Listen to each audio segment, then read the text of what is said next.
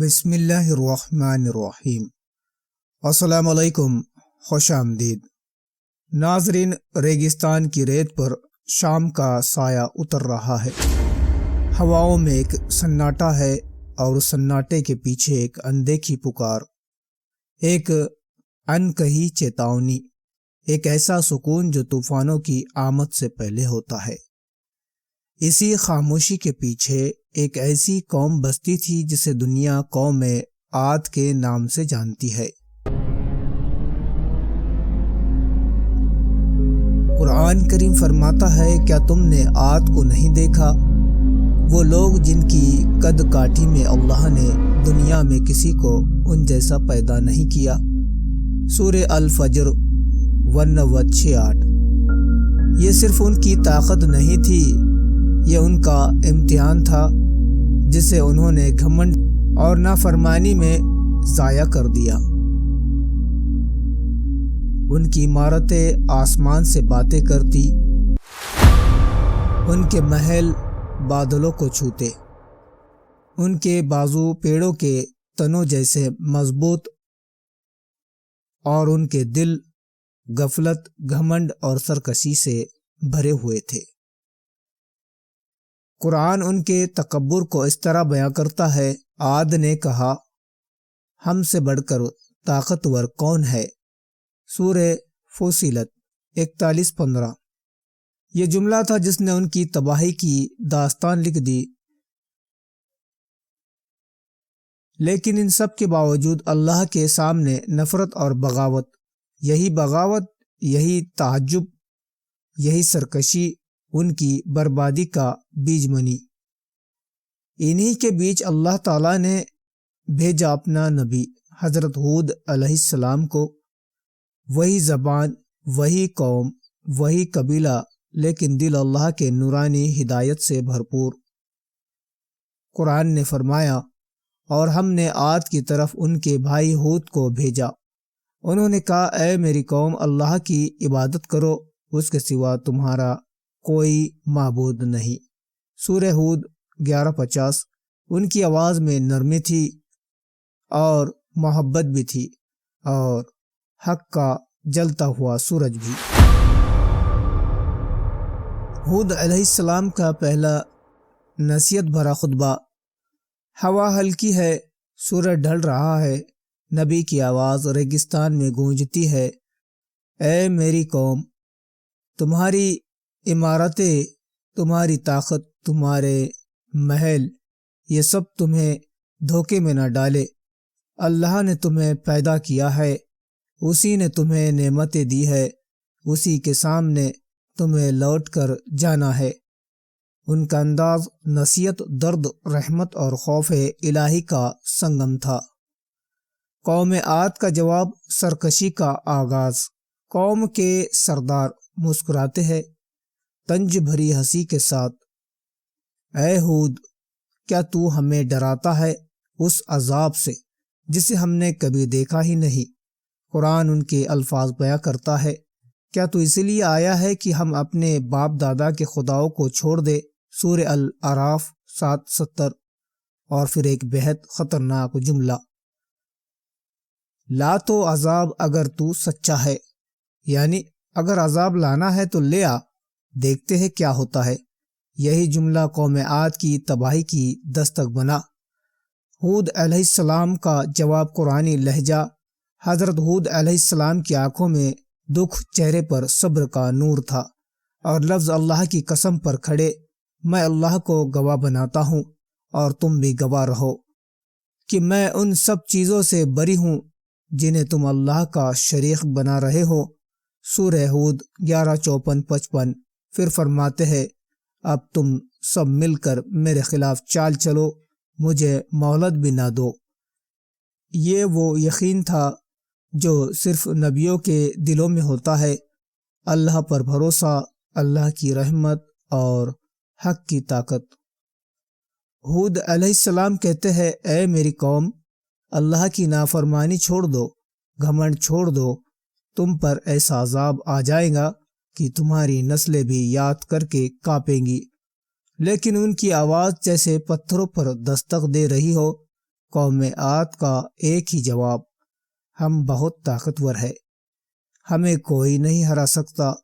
یہی قرآن فرماتا ہے، کیا انہوں نے نہیں دیکھا کہ جس خدا نے انہیں پیدا کیا وہ ان سے کہیں زیادہ طاقتور ہے۔ سورہ فصلت 41-15۔ عذاب کی آمد اللہ تعالیٰ فرماتا ہے سورہ ہود 11-58، جس کا ترجمہ ہے، یعنی جب ہمارا عذاب اترنے کا حکم آیا، ہم نے ہود علیہ السلام کو اور ان کے مومن ساتھیوں کو نجات دے دی۔ آسمان کی خاموشی کا ٹوٹا ہوا سکون۔ قوم کے شہر ارعام کے آسمان پر کئی دنوں سے عجیب سی خاموشی تھی۔ ہوا کی چال میں بھی ایک بے چینی محسوس ہوتی تھی۔ گاؤں کے بزرگ آپس میں کہتے، عجیب موسم ہے، نہ ہوا کا رخ معلوم ہو رہا ہے نہ بادلوں کا، مگر قوم عاد نے اس اشارے کو بھی مذاق سمجھا۔ اپنے قد کاٹی اور طاقت پر اترا کر بولے، اے ہود، اگر تیرے رب کا عذاب آنا ہے تو لے آؤ، ہم تو پہلے سے ہی تجھے جھٹلاتے آئے ہیں۔ قرآن نے یہی بات بیان کی ہے، جس کا ترجمہ ہے سورہ الاحقاف 46-22، یعنی قوم بولی، کیا تو آیا ہے، ہمیں ہمارے موجودہ معبودوں سے پھیر دے تو لالا وہ عذاب جس کی تو دھمکی دیتا ہے۔ ہود علیہ السلام کی آخری نصیحت۔ ہود علیہ السلام ایک اونچے ٹیلے پر کھڑے ہوئے، ان کی آواز میں درد تھا اور آنکھوں میں آنسو بھرے ہوئے وہ کہنے لگے، اے میری قوم، اللہ سے ڈر جاؤ۔ یہ جو موسم میں تبدیلی دکھ رہی ہے یہ کوئی عام بات نہیں ہے، اللہ کی پناہ میں آ جاؤ، توبہ کر لو، عذاب کے آنے سے پہلے اس کے سائے سے بچ جاؤ۔ لوگ ہنس پڑے، تالی بجانے لگے اور بولے، دیکھو یہ تو ہم کو ڈراتا ہے، ہم نے تو اس سے بڑے طوفان دیکھے ہیں۔ قرآن میں اللہ فرماتا ہے سورہ الاحقاف، انہوں نے ہود کو جھٹلا دیا۔ عذاب کا پہلا اشارہ کالا بادل۔ ایک دن آسمان کے کنارے پر ایک بہت بڑا سایہ بادل نظر آنے لگا۔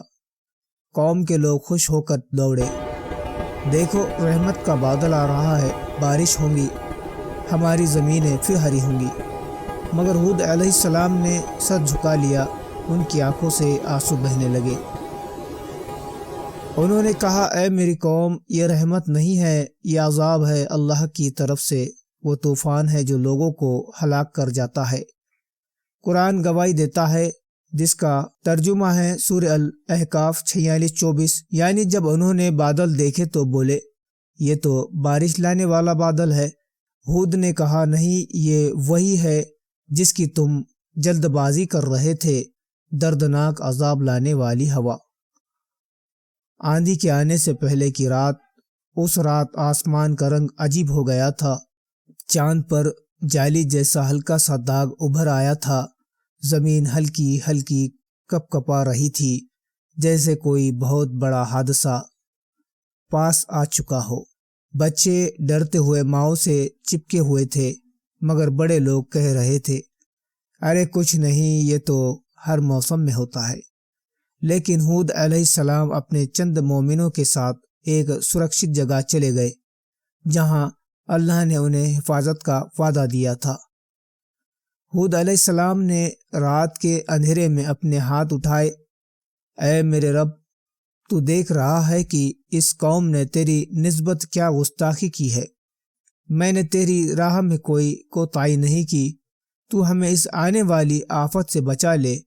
اور اللہ نے انہیں جواب دیا، ہم نے ہود اور ان کے ماننے والوں کو نجات دی۔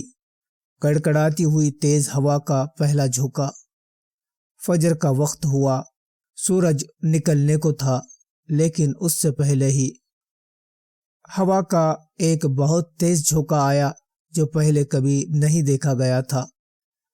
پیڑ جڑوں سے ہل گئے، تمبوؤں کی رسیاں ٹوٹنے لگی، اونٹ اور گھوڑے بھاگنے لگے۔ قوم کے لوگ پھر بھی بولے، ارے یہ تو اچانک تیز ہوا چل پڑی، جلد ہی تھم جائے گی۔ مگر یہ ہوا تھمتی نہیں تھی۔ ان کے جھونکوں میں ایک عجیب سی چبھن تھی، جیسے ریت کے کنوں میں آگ کی چنگاریاں ملی ہو۔ قرآن کہتا ہے، کڑاکے کی ٹھنڈی چیختی ہوئی ہوائیں۔ سورہ قمر 19۔ 3 دن کی مہلت۔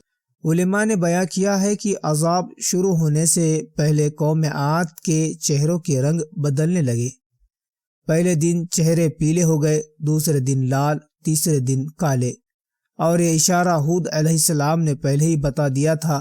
اے میری قوم، یہ تیرے خلاف آسمان کا فیصلہ ہے، اب بھی توبہ کر لو۔ ہم کل بھی مزے کریں گے، آج بھی مزے کریں گے۔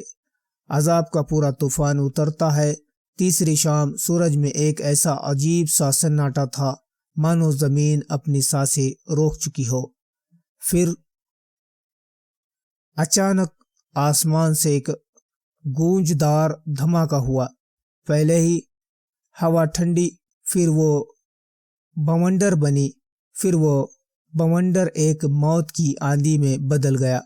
قرآن کہتا ہے، انہوں نے ہر چیز کو تباہ کر دیا۔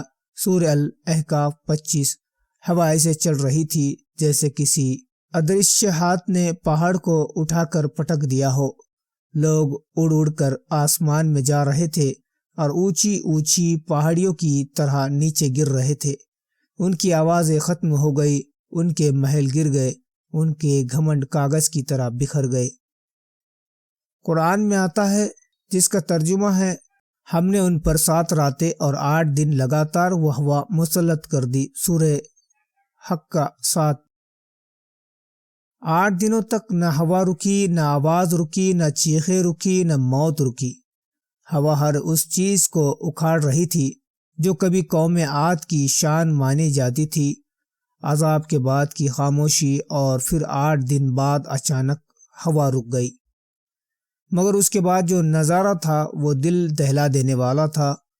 اونچی اونچی قداور قوم ایسے گری پڑی تھی جیسے کھوکھلے تاڑ کے تنے۔ قرآن کی آیات ہے۔ شہر ارام، جس کی مثال دنیا میں نہیں تھی، مٹی میں مل چکا تھا۔ نہ کوئی دیوار سیدھی، نہ کوئی گھر ثابت، نہ کوئی جھوپڑی بچی، نہ کوئی قد کاٹھی، نہ گھمنڈ، نہ نفرت، سب ختم۔ ہود علیہ السلام کی آنکھیں نم ہو گئی جب عذاب ختم ہوا۔ ہود علیہ السلام اپنے مومن ساتھیوں کے ساتھ اس اجڑی ہوئی وادی میں آئے۔ ان کی آنکھیں نم تھی۔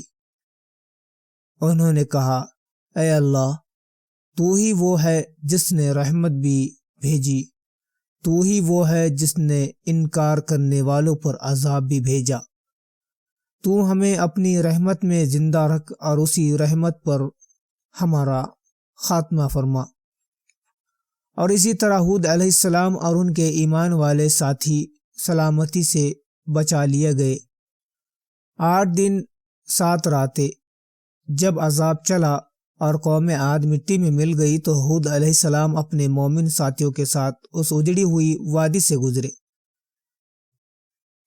قرآن میں آتا ہے، یعنی ہم نے انہیں عبرت بنا دیا۔ سورہ الاحقاف۔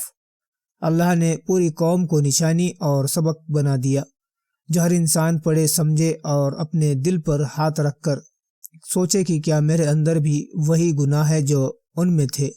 گناہ کیوں عذاب بلاتا ہے؟ ہود علیہ السلام کی قوم کے گناہ کیوں تھے؟ علماء نے 4 گناہ بیان کیے ہیں۔ تکبر، گھمنڈ۔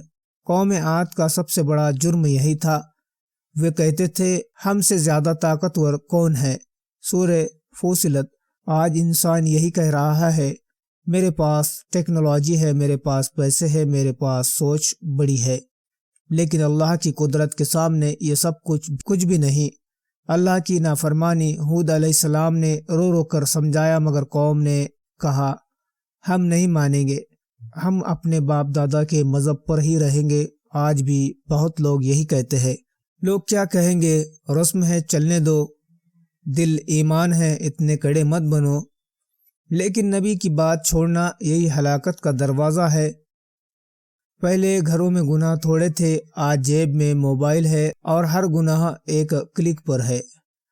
کفر اور انکار قوم عاد نے کھل کر کہا، اے ہود تو جھوٹا ہے۔